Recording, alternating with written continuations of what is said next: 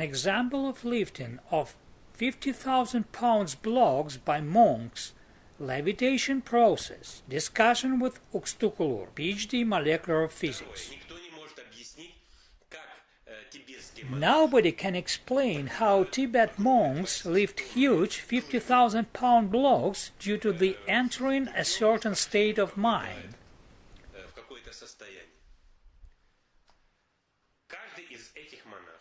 And this is performed in front of big crowds. Tourists visit that place to watch. There are around 30 monks there.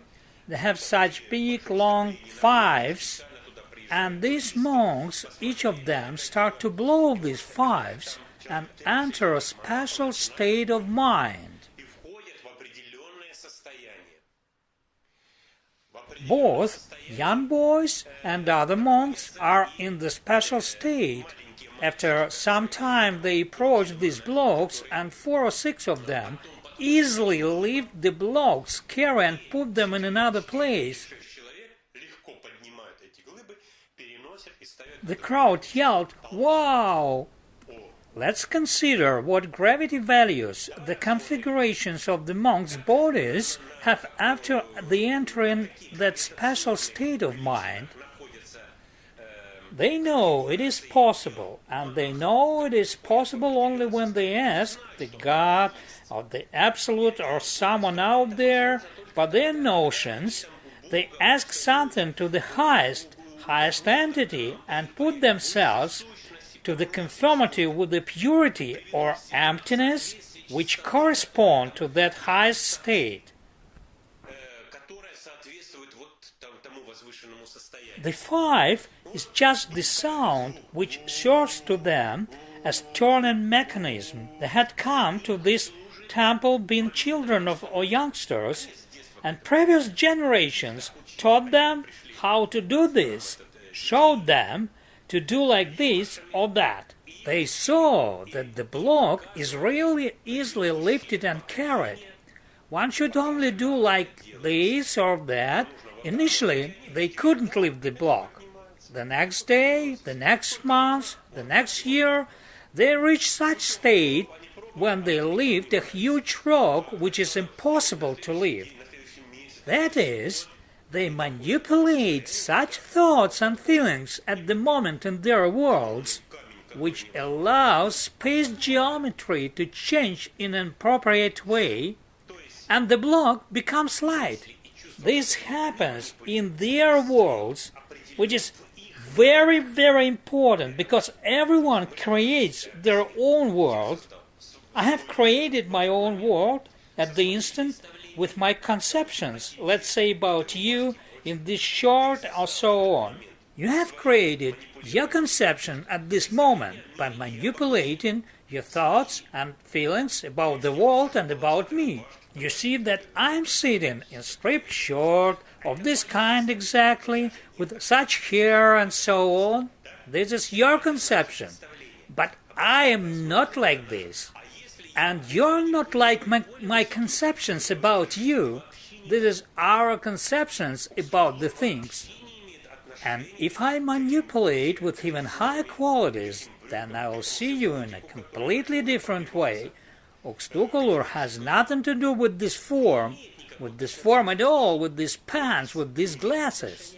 The same as Oris has nothing to do with this man whom you see right now in front of you through my form, and Oxtukulur will have completely another weight already. This will be not only because he has lost weight, the processes in the electromagnetic field generated by those cells will be different. The spectators observing the monks are watching and thinking, well, yes, something is going to happen now. They're expecting a miracle. They are set on distrust. It's impossible to take and carry these blocks for these 4 boys. They were offered to lift this block by themselves. What's the point? What is the secret? Nobody is able to shift this block. 10 people together can't get it moving forward, but children easily approach and carry it. And they are all in such distrust. Their thoughts and their feelings induce completely other gravity component in their bodies, in their space geometry, which they generate. Thus, when the monks are in this state, blowing the fifes, then boys approach and easily carry this block. It's so because it has another weight in their conceptions, and the monks themselves have another weight at the instant. And those who are near them or between them manipulate with different components of another quality. Even if 10 of them approach and grip the block, it will fall down after the boys step aside. They can't hold it because this block has different weight in their worlds, completely different weight. There are many cases when priests or just praying people simply automatically levitated during their prayers.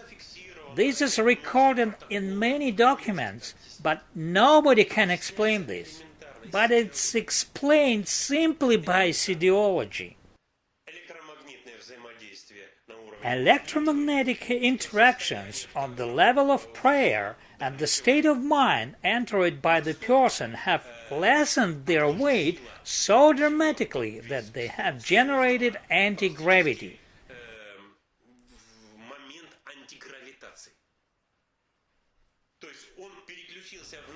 That is, they have switched to the so much qualitatively higher world that there is no the temple, no people, no congregation for them.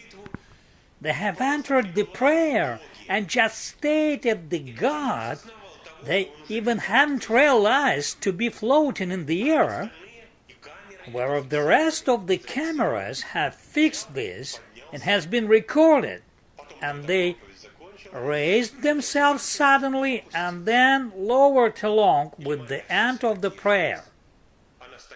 There are other praying people. She stands on her knees, for example, and raises herself on the knees.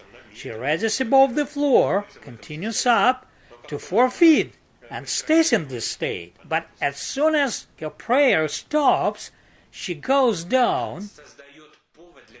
All of this makes the ground for a revision of the gravity law in general.